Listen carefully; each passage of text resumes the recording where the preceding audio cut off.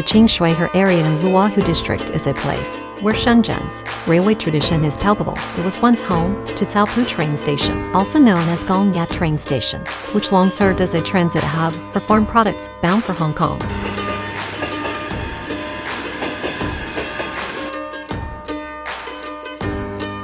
However, with urban development and the optimization of the public transportation system, the station has fallen into disuse.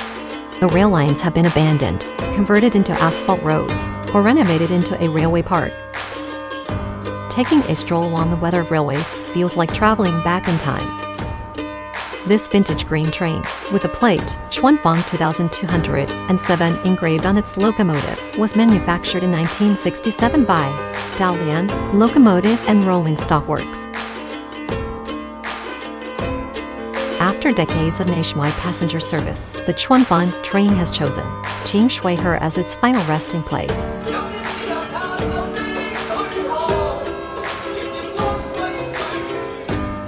The experience of traveling in a green train has undoubtedly left an indelible memory in the minds of many. Visiting the park will surely evoke the nostalgic feeling of sitting in the carriage of such a train. Shenzhen, be your eyes.